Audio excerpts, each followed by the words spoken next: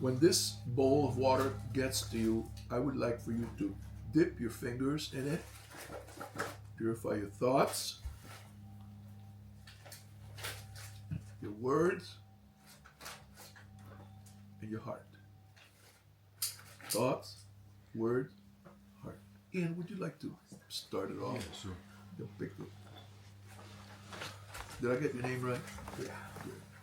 You start it off and then give it to the young lady next to you, and so it goes all the way around.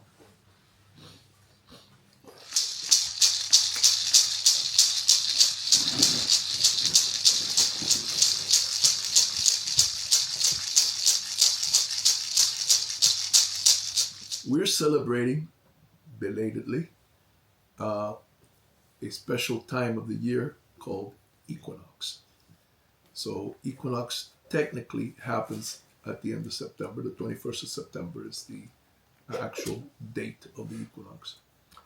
And some people know what equinox is all about. Some people have heard of it, but they're not really clear what it really is. The word itself is a Latin word, it's not a Taino word. It's a Latin word that literally means equal night. So equinox is associated to the Spanish word noche, which means night, equal night. So here's how that works. The Earth, as everybody knows, is a ball. I hope I don't get in trouble with any flat earthers here. But most of it accept the fact that the Earth is a ball. And as it spins on its own axis, it spins tilted like this. It doesn't spin like this, it spins like this. So as it spins, the sun is here and it spins, and the sun looks like it's rising from the east and setting in the west. It's not really, the sun is just sitting there. We're the ones that are moving. We're spinning. And as we spin, our Earth that we're sitting on, as it spins, the sun seems to rise in the east and set in the west. Of course, when the sun sets, night comes.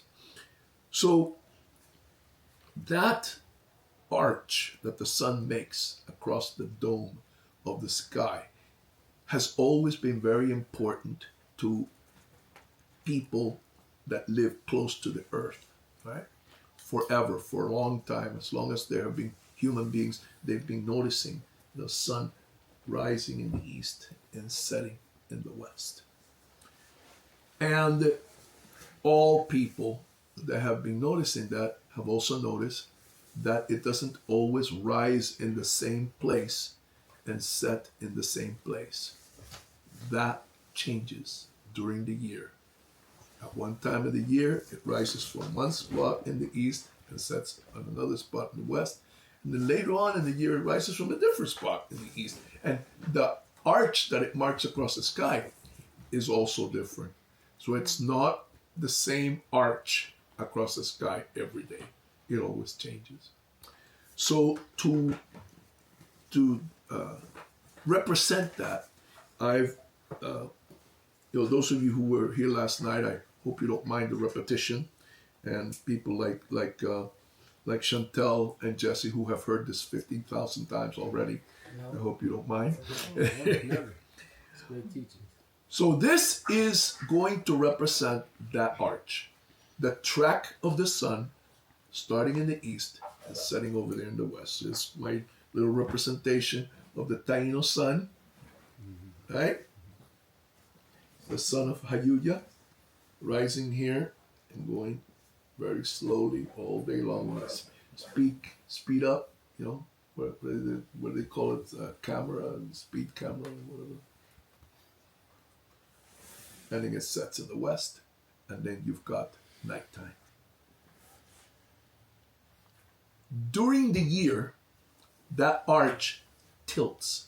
Actually, it tilts all the time anyway. It's always tilting, all right? And here in this part of the world where we live now, in North America, its tilt is pretty dramatic. For instance, on December 21st, which is winter solstice, that tilt is like this. really, really tilting towards the south. It's not really going anywhere near over your head. It's like it just rises over there and like, it goes like that and then tilts and then sets in the west. So it's tilting towards the south. It's as if the sun had gone south for the winter, just like ducks and geese. Okay? So the sun went south for the winter. That's the south over there. But it doesn't stay like that. As December progresses and turns into January and February, that arch actually very slowly, very gradually moves. It rises. It's as if the sun is returning to us back from the south, bringing a little bit more warmth and so forth. So that's what happens here in North America, where we live, which is called the temperate zone. You know that as February moves and then March, and eventually the days keep getting longer, the nights keep getting shorter, and it keeps getting warmer outside, which is the coming of spring, right? That also happens in the Caribbean. The way it happens in the Caribbean is just a little tiny bit different, okay? The same thing, it starts with the sun tilting to the south, but not as much. The tilt here in New Jersey, New York, Pennsylvania, New England is way down, very dramatic, right? Over there, it's a little bit higher. So winter solstice is more like there, right? And then after winter solstice, it does the same thing that it does here, only just a little bit higher in the sky, right? There comes a point in March 21st, when it's around here. Let's pretend we're all in a nice, warm, sunny Puerto Rican beach, okay? And the sun will be right there. It has risen from this point to that point in March 21st. March 21st is what they call the spring equinox. Now we went from winter solstice to the spring equinox. And let me tell you the changes that has done that we actually can perceive, okay? Here in the north, it's getting warmer. Over there, it's warm all the time. So that's not something you have to look at. But you do have to look at the length of the day. Whether you're here in New York or over there in Puerto Rico, the days are getting longer and the nights are getting shorter.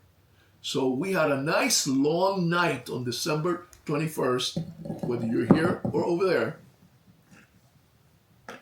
Over here, it's a nice cold, long night. Over there, it's a nice, warm, long night. It's always a long night. But as the sun rises, the arch of the sun keeps rising, those nights are getting shorter. And the days are getting longer. So by the time it reaches this point here, the day and the night are actually the same length. You got a 12-hour day and a 12-hour night for a grand total of 24-hour for the whole day. That's why at that point in the spring, on March 21st, it's called equinox. Equal night. Right? That's where it is now. We've gone from December to March. All right. And after equal night, the days are getting even longer. So now we got some long days, and the nights keep getting shorter, And the sun keeps rising up in the sky. Here in New York, that's as far as it goes. It goes all the way to June 21st, and that's it. That's as far as the sun comes to us. And then on June 21st, it starts going backwards. And the nights start getting longer again, and the days start getting shorter. But in Puerto Rico, it keeps going. After March 21st, on in the late May, the sun actually goes right over your head, which doesn't happen here. Right over your head. Right over your head. That's called the zenith passage. The zenith is the point in the sky that's straight. You have to look straight up in the air like that to the point, the middle of the sky. That's called the zenith. And when the sun does that, in Puerto Rico, in Cuba, in Dominican Republic, in Haiti, all the tropical countries, when the sun does that, the arch is actually like this. It's like a perfectly erect arch. Okay? And at noon, the sun is right in the middle of the sky.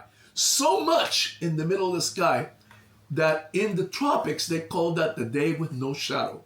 Why would they call it the day with no shadow? Well, if you stick a stick in the ground, or in the dirt, at noon, the sun is hitting that stick right on the top. There's no shadow. It doesn't cast a shadow. Because to have a shadow, the sun has to be hitting it from a side, you know. And on that moment at 12 o'clock, that is hitting it straight down. So the stick is sitting there. There's no shadow. Okay. After May, that happens in late May, right? After late May, the sun keeps going in the Caribbean, in the tropics. It keeps going. Now it's behind us. Let's say June 21st, which is the summer solstice. You're not even looking at it. You're like, where's the sun? You know, it's behind you. It rises in the east and it moves behind your back, kind of sneaky. You know, sneaks around behind your back. You see the shadow. Oh, it's behind me. I can see the shadow in front. Right? That's the longest day and the shortest night. It's the sun at its most powerful. It's the warmest, hottest day of the year. You know, the sun, a very long, hot day and a very short, brief night. Once that happens, and it starts moving in the other way. That's summer solstice. Last night I didn't tell you guys, the ones that were here, I didn't tell you what solstice means. Solstice means the sun stops. Now, why do we say that the sun stops? Well, it's been moving all this time, but then when it gets hit, boom, that's it. That's as far as it goes. So the Romans, the Latin, solstice means the sun stops. Sol means stop. Stis means stay put. And then it starts moving the other way. Okay? So by July, it's back over your head again. Another zenith passage. Another stick in the dirt with no shadow. So there's two of those that we experienced in Puerto Rico, Dominican Republic, Haiti. Two of those. One going one way, one going the other way. So now we've got another zenith passage, they call it. And then it keeps going. You get into August, and eventually by September 21st, it has again reached equinox place. Remember the spring equinox? Well, now it's back there. Again, we have those long days have been getting shorter and shorter. The nights have been getting longer and longer till finally they're exactly the same length. You got another 12-hour sunlight and 12-hour nighttime. Okay? That's what we're celebrating now. The fall equinox, the autumn equinox. Here in the north, your leaves start falling, not over there, not in the Caribbean. Okay? You don't lose any leaves. The leaves don't fall off the trees in the Caribbean. They keep their leaves all year round. But here, at autumn equinox, the trees start turning, the leaves start turning yellow and red and orange, and it's the beginning of fall, the beginning of autumn. Whether you live here or over there, that's the time of harvest time. One of the very first plants that mature and are ready to be harvested at the fall equinox is corn, maize. So people start harvesting maize. Here in the north, they harvest the pumpkins. It's pumpkin time. In the Caribbean, the harvest time is a lot longer because since it doesn't get cold, you can keep growing food right into January. And keep harvesting right into January. All right? So you got all this abundance going on September, October, November. All that is harvest time, finally, that arch reaches the beginning. We start right back where we started. December 21st, winter solstice. Sun stops and it moves the other way. So now you know what all those words mean that you've been hearing all your life. Solstice, equinox. Now you know. Now you know what it all means. It's that sun making that arch of the sun doing that little dance that that we hear about. Right? The Taino people, my ancestors and the ancestors of many of some of the people that are here right now, they noticed that dance that the sun makes, just like a lot of people all over the world did. And they celebrated. They celebrated it, right? They even, at times, they would set up rocks. Like there's this beautiful, wonderful, magical place in the highlands of Puerto Rico called Caguana, where there's a place where they've got these stones set up, aligned, like one in the east and another one here, and they've got it just right. So if you stand by this stone here in the morning on equinox, you'll see the sun rise from behind that stone. It only rises from behind that stone on that day. On other days, it rises from maybe another stone or a tree or a hill. But on that day, it rises from behind that stone. That happens in Puerto Rico. That happens also on the island of... my 73-year-old brain is farting on me right now. I apologize. I'll think about it later.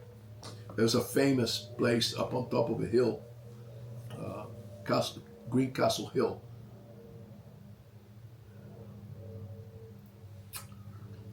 I'll tell you the name of the island later, where there's another big stone like that lined up to wait for where the shamans, the medicine people would go up there with their rounds, climb up the hill with their rounds when the sun started coming up from behind that stone. It's equinox time. Equinox. So it happened 2 times during the year: spring equinox and fall equinox. Why is equinox that important? Well, spring equinox was a preparation time where they would get ready for the rainy season. In the Caribbean, we have 2 actual physical seasons: the dry season and the rainy season. In the dry season, you can't plant anything because it doesn't rain enough. So if you plant something, it'll just dry up and die, okay? You need that rain to start coming down, and that doesn't happen till May. But so by March, people start getting things ready. You know, you got to get the cuttings. Our most important plant is the yucca. Everybody know what yucca is here? All right. So some people call it cassava. Some people call it manioc. So yucca is like this root, like a brown root. When you take off the peel, it's white inside. And the ancient Tainos used to make a bread out of it. That's got a piece of the bread here. It's called cassave bread. It would be a round, crusty bread, and that would be their mainstay. That's their most important food. It's like rice for the Chinese and Japanese people, and the corn for the Mayas. Right? The most important food is the yucca, and we have a great spirit called the Great Spirit Yaya, Yaya Guature.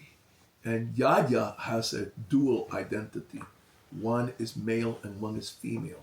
So Yaya's male identity is called Yokahu, which literally means soul of the yucca plant. And Yaya's female identity is called Atabe, which is the source, the mother spirit, from whose womb everything rises, including Yokahu. She represents the earth. So when the yucca begins to sprout from the cutting, you plant the cuttings, from the last harvest in the ground, and when it starts sprouting, it's coming out of the ground, it's being born out of Atabe's womb, because she represents the earth. So that is what equinox. Now, when we look at the harvest time, a lot of plants, especially yucca, you have to kill it. it sacrifices itself for us. So it represents life to us, but it itself dies. So Yokahu is dying at equinox. It's gonna die at this season. And then through its death, we live. Every year at fall, in the fall and the autumn, Yokahu dies. So it's a sacrifice that his mother Atabe makes for us. So we honor that generosity of this sacred mother who every year sacrifices her own son for us to live. Not only the yucca, but all the other plants that you harvest. Every time you harvest something, you destroy it, you eat it, and it dies for us. So we honor Atabe during the fall equinox, and we honor her through our women. And you're going to see later on in the ceremony that there's a lot of this ceremony that is woman-oriented. In the solstices, when the Yokahu is manifesting his energy, his power, then the men, because Yokahu is male, then the men are the ones that take those important roles. So the solstice, summer solstice and winter solstice are male, and fall equinox and spring equinox are female. We balance our year that way. All right, now that I've done all that yakking, let's get going with the ceremony. We're going to start with some chanting. The first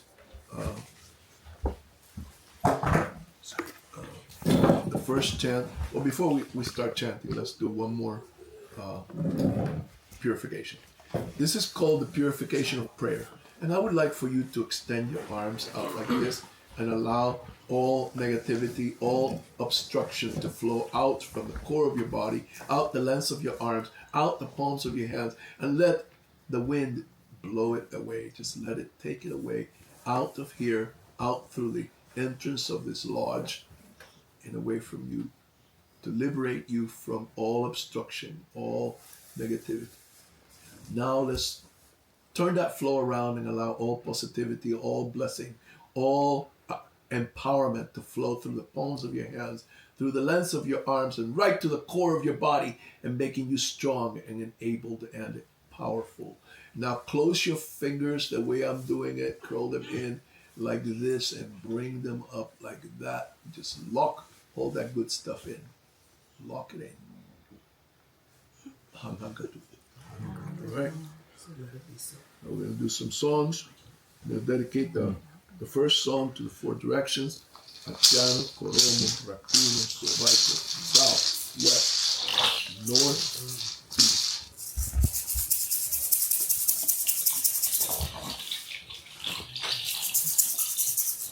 The song says, Temple of the Mother, Temple of the Father, Kane Ata, Kane Baba. And then we say, the conch shell sings to the south.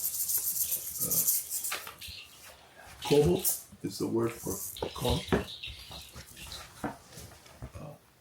Areito means singing or making a song. To the south, to the west, to the north, to the east.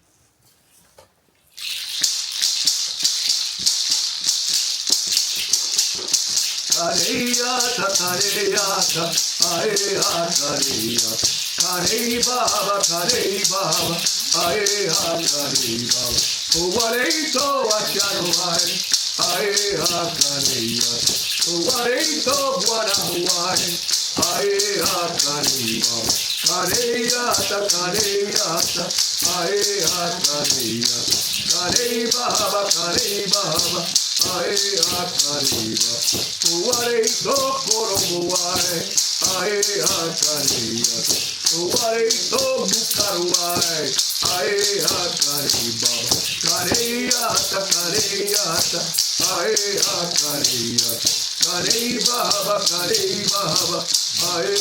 kareba. Uware to rakunuai, ae kareba. Uware to kolibriai, ae kareba. Kareyata, kareyata, ae kareba. Karey baba, ae kareba. Uware to sobaikuai, ae kareba. Uware to guaraguai, ae kareba. Kareyata, kareyata, ae kareba. Karey baba, ae kareba. We offer these prayers to the four directions because they mean a lot to us. Each one has a gift. Achiano gives us open mind. Koromo gives us introspection. Rakuno in the north gives us wisdom and experience. And Sobaiko gives us clear vision. And we honor, of course, Atabe and Yokahu, Mother Earth and Father Sky. Now we're going to sing to both of those. This object here is a representation, one of the many representations of Atabe, the Cosmic Mother, the Cosmic Matriarch. You're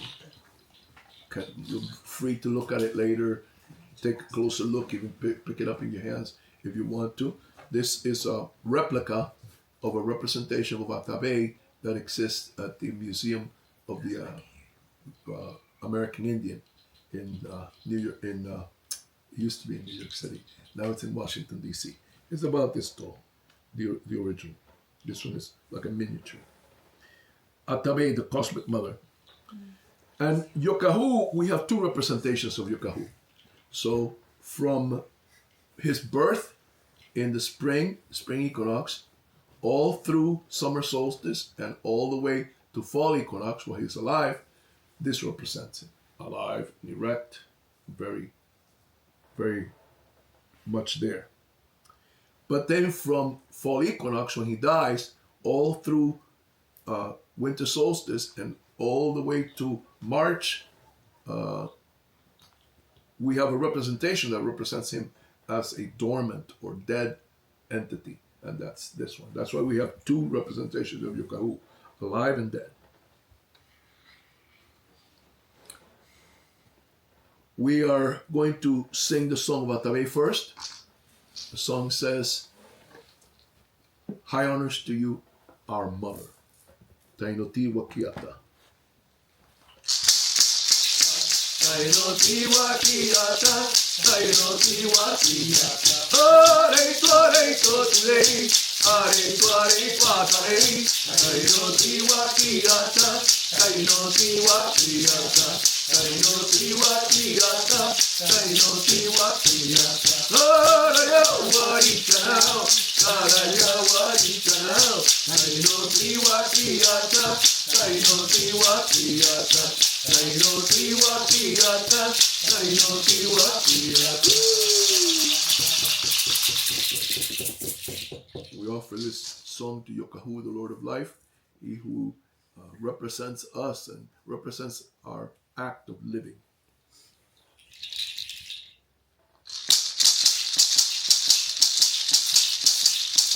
Taino ti bomatu, wakira baba tureito, Taino ti bomatu, wakira baba tureito. Yokahu baba mahora koti, wakira baba tureito. Yokahu baba mahora koti, wakira baba tureito. Taino ti bomatu, wakira baba tureito. Taino ti bomatu, wakira baba tureito.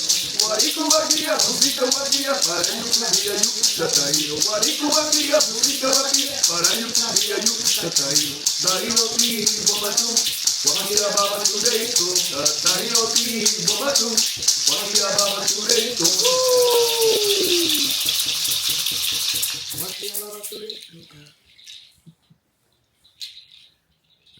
is high honors to you and big gratitude, our Father who lives in the sky. Yukahu, the Lord of life. So now we are going to do the tobacco ceremony. Tobacco is a sacred substance in most indigenous cultures. But to the Tainos, it's kind of special to us because our name for this thing stuck. See, we're the first Indians that Europeans found when they came here. They landed on us. And they picked up a lot of words from our culture, from the Taino culture. And one of those words is for this thing here. Sacred substance that we use in our ceremony. Got a little bit of it hanging along the walls back there behind these young ladies back there. So that's this sacred stuff. We smoke it to offer our prayers. We use the smoke of the tobacco to offer our prayers to the spirits. And when we use the tobacco, we encourage you to send your prayers for whatever intention you have, whether you have a sick friend or something that or maybe fix some problems that are in the world right now, whatever, Palestine, whatever maybe, whatever you want the spirits to help take care of. And you take the smoke in your mouth and you blow it out. There are some people that would rather not smoke, and that's fine. We ask those people, there was a time when we used to pass the cigar all the way around. We don't do that anymore since COVID. But we got one cigar for each person. You have your own little private cigar. So if you do not want to smoke the cigar, then you just hold it like this, respectfully in your hands, and pray through it. Right? 2 trees, the hamaca, they turned it into hammock. Like his book. Yeah, that's right. You gotta stand it up, nobody can see. I have a book called Kanoa that you're more than welcome to buy if you want to. CDs. And I have CDs that have all our songs, but they sound a lot nicer because I got instrumentation, instruments, guitar, drums, mayowakan, rattles. But anyway, tobacco is a sacred substance.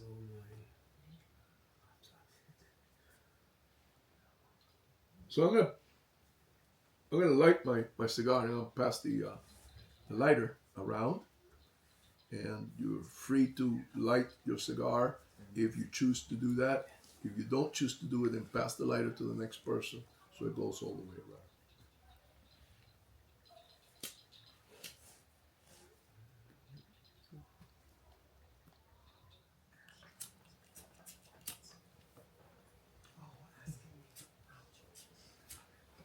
Oh, the lighter goes around, they'll be singing the tobacco song.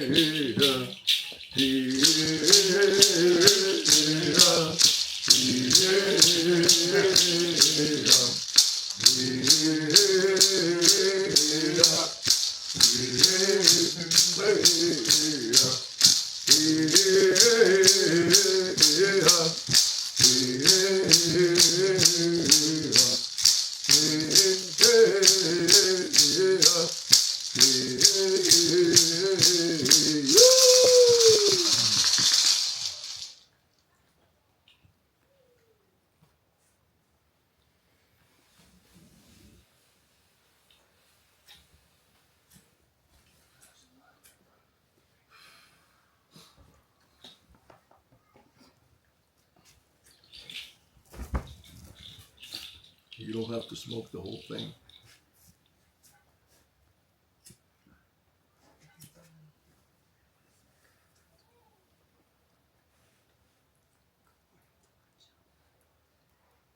Offer the smoke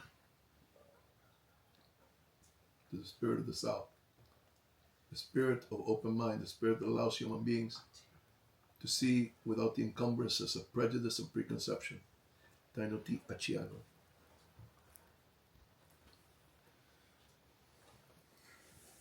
Offer the smoke to the spirit of the West, the spirit that allows human beings to look within themselves and understand the mysteries that they find inside. Taino ti koromo.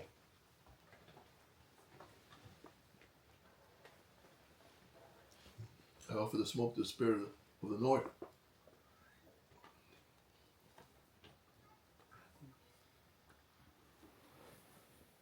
the spirit of wisdom and experience, the spirit that allows human beings to learn from the things that happen to us throughout our lives.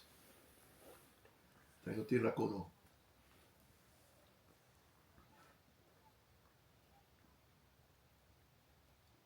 I offer the smoke to the spirit of the East, the spirit of enlightenment, illumination, the spirit that allows us the clear vision of the high flyer, the hawk, guaragua, Taino ti sobaiko.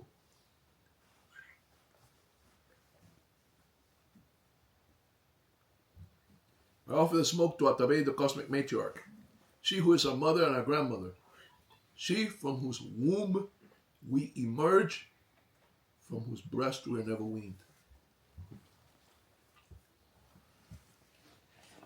You know, when a baby's born, it starts feeding from its mother's breast. And then there comes a point where it gets old enough so it can eat solid food, and it doesn't feed from its mother's breast anymore. That's called weaning. But there is a mother from which we are never weaned. We eat from her all our lives. We are never weaned from her. And that's Mother Earth. She feeds us all our lives. So she is the mother from whose breast we are never weaned.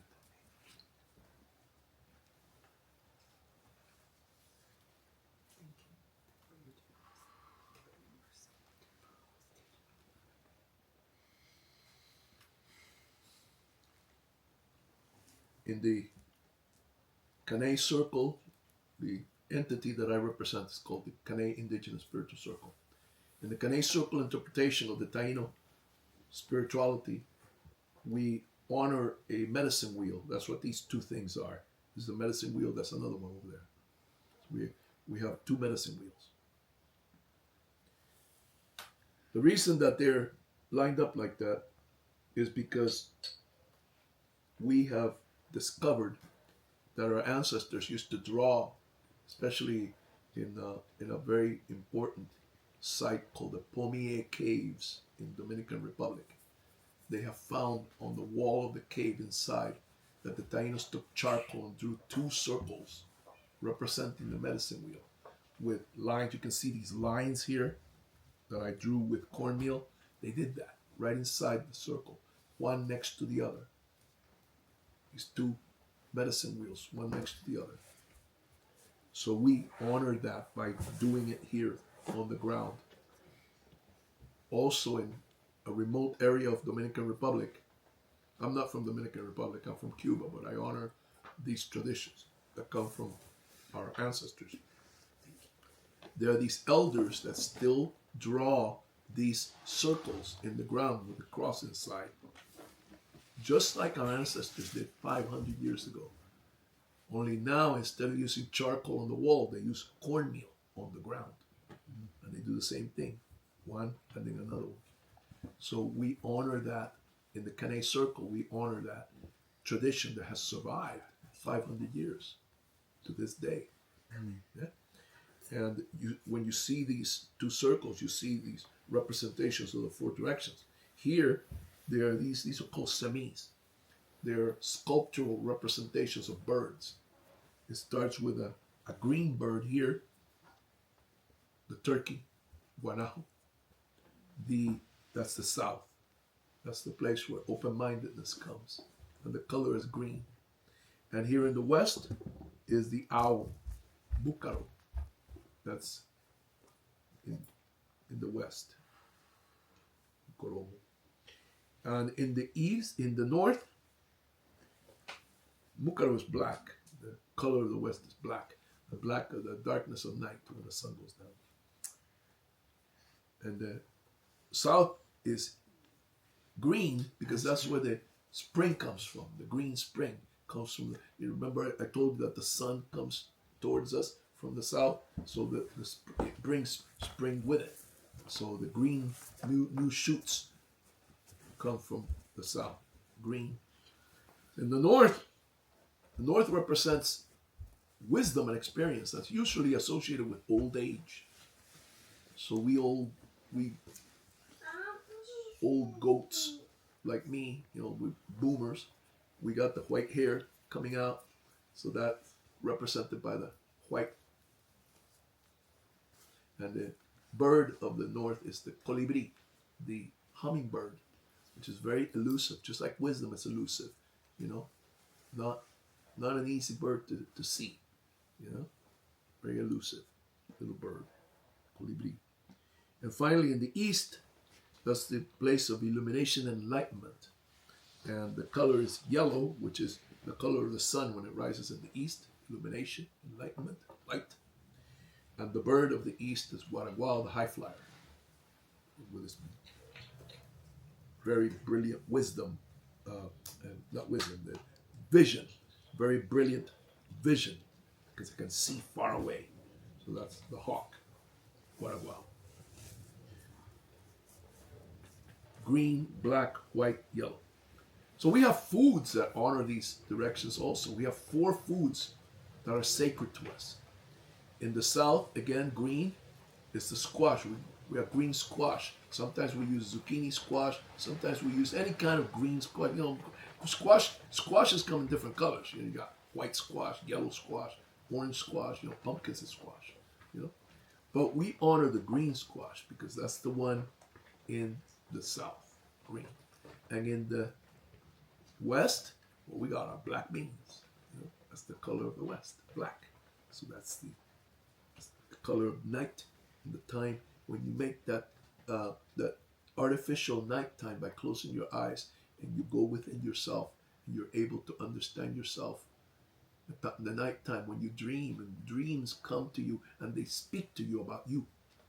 Your dreams come to speak to you about what's inside your body, what's inside your soul, inner knowledge. And in the north, the casabe, it's off-white. It's not really white, but it's like kind of like an off-white, right? Casabe. And yuca's white. So that's the color, of course, of wisdom and experience. And in the east, we said that was yellow. Well, the sacred food of the east is the yellow corn. The food of illumination and enlightenment. So that's what these things mean. You see this circle of stones here? That circle represents the monthly cycle of the female entity of Atabey, which manifests itself very publicly in the lunations of the moon. The moon goes through a cycle that lasts 28 days. So there's 28 stones here. 28 stones. 4 stones for the 4 directions. One in the south, one in the west, one in the north, one in the east. And then 6 stones in between them for a grand total of 28. And of course, women know about that cycle also because it happens inside their body. The Atabey's cycle is very public. We can see it. But the human woman's cycle is more private. It happens inside their body. But it's the same.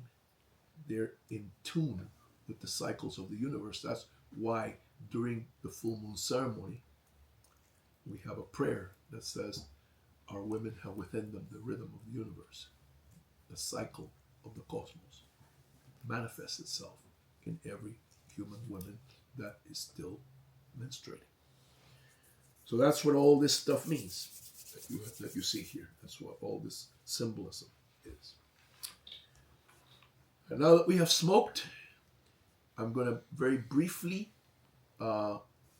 ask for a little bit of commentary or question or anything like that. And then we're going to go down to the river to do our the part of the ceremony that is specific of Equinox. Because what you just saw happens at the beginning of all our ceremonies.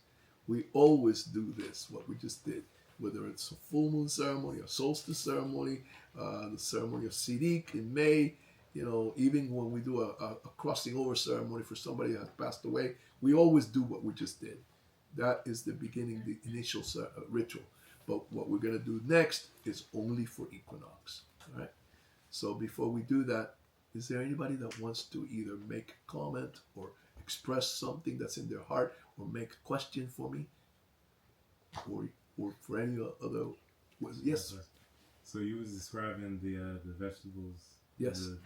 The foods, sacred foods that went along with these colors, and like does that align with the sister? You know what? They're very similar to the three sisters of the Iroquois, the Haudenosaunee, the Six Nations. They have corn, beans, and squash. They don't have cassava. Mm-hmm. They don't know what they're missing. Get some yuca in there with some garlic, olive oil, whatever. I don't know how you eat your yuca, but yes. So is there a reason they're all represented by birds? And can you remind me what the West bird was? It's an owl. And you can take a close look at them. They're stylized, but you can see in some of those faces. The Tainos have a habit of representing entities in the form of mountains. So they have a bird head, but then on top there's a mountain here. Mountains are very important to the Tainos because the original, they say the primordial mountain has a cave from which all the people came out. And it kind of represents the pregnant belly of Atabe with that cave. The cave is a metaphor for the opening of the womb, and that's where things are born. So mountains are very symbolic to the Taino. And then there's these faces. This is supposed to be an owl. You got to use your imagination to see an owl there. The hummingbird is a little better. You got the long beak, and the eye and the wing. And the hawk is like really obvious. If you take a look at the hawk in front of that mountain, you see it. You actually see a hawk face there. The turkey, if you look at it closely, you might see a turkey there with a little wattle on its, on top of its head, the little red wattle, because they got their fleshy, So those are the birds. And that wisdom was shared with us by a archaeologist called Eugenio Fernandez Mendez from Puerto Rico, who researched these sculptures, and he saw those four birds, and he associated them not only with the four directions but also the four seasons. So we associate these birds not only with the four directions but also the four seasons. So we associate the south with spring, of course, then the east, the sun, that's summer, and then we go across here, the darkening time, the time when the nights get longer, that's autumn, and then we go up here to the wisdom place, and that's winter, right? So we call that the sun path, which is a figure 8. You start in the south, go to the east, go across the circle to the west, and then to the north, and then go right down to the south. So it kind of makes us a figure 8. We call that the sun path because that's the sequence of the seasons, spring, summer, fall, winter. Spring, summer, fall, winter. Right? So, and then there's another cycle that we see here, which is The moon cycle, that goes around like this. The 28 days. 1, 2, 3, 4, 5, all the way 28 days. That's the moon cycle. So the moon cycle is circular. The sun cycle is figure 8. And we actually can dance those. We actually can use our bodies to represent that. In May, when we celebrate the beginning of when the rains really begin to become intense, and the women are putting the food in the ground, we do the sun path dance. We actually dance in a figure 8. Good question. Is that also called the cross too? Like the Olim in Mayan is Olim, like the sacred cross. The Olim? Yeah. I guess. I'm I mean, wondering we if call they it the is sun like path that. dance because it's a figure 8. Because the circular is how we're dancing here in New York. Wakunana's line. Circular instead of the Olim, like we do in Costa Rica. Yeah, so it's like in the Canay circle, we see that as 2 different dances. The one that goes like this, that's the circular. That's you're going around the 28 days. So like counterclockwise. It's like the moon. Clockwise. But it's still clockwise? Okay. It's So clockwise. we dance. The moon is clockwise, and that's the moon dance, and the not to be confused with the moon dance that you guys do. That's our moon dance. Yeah. And the sun, we call it the moon path dance and the sun path dance. And the sun path dance starts here, goes here, here, here, and then back there. That's the sun path dance. Moon path dance, sun path dance. Anybody else? Yeah. May we sing 3 songs on the powwow before we go down? Do it. Once Use the everybody's powwow done with drum. Use the powwow drum. Perfect. Yes. It needs some activation. So we have 4 tequilas up in here. So You don't have any Mallorcans, do you? we're gonna warm up like Miguel.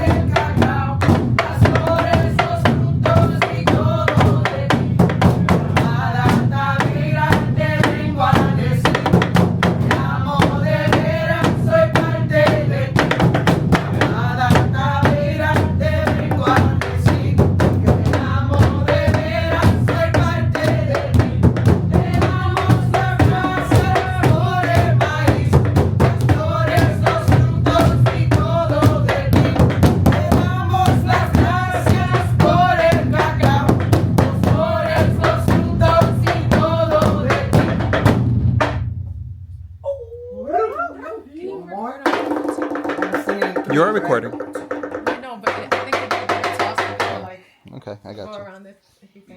I could just send you the footage that I got, bro. Which one was this one? Very practice it. I know. We're gonna do it. This one? She just I gotta show off your practice. Look at me looking for my glasses.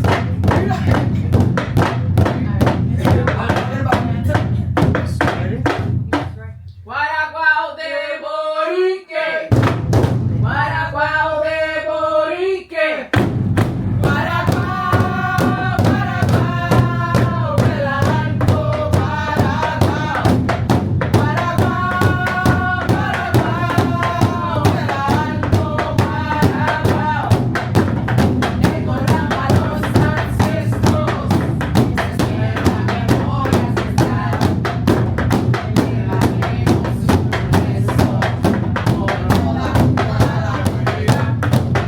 Guaraguao de Borique, Guaraguao de Borique, Guaraguao, Guaraguao, el alto Guaraguao, Guaraguao, Guaraguao, el alto Guaraguao, donde haremos el sueño, lograr poderoso misterio. Ya volaremos abriendo corazones con toda la felicidad. Guaraguao de Borique, Guaraguao de Borique, Guaraguao, Guaraguao, el alto Guaraguao, Guaraguao, Guaraguao, el alto Guaraguao. Danzaremos 4 noches hasta que perdamos los barrotes. Ofrendaremos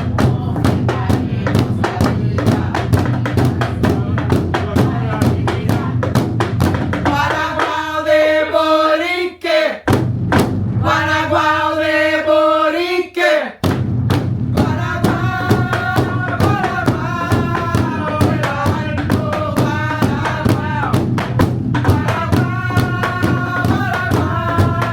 el alto Guaraguao. La luna llena que danza y el Guaraguao que nos llama. Mujeres guerreras amando con una fuerza y libertad. Guaraguao de Borique, Guaraguao de Borique. Guaraguao, Guaraguao, el alto Guaraguao. Guaraguao, Guaraguao, el alto Guaraguao. Okay, last song, y'all. Gotta get your juices activated. Okay. Trying to think.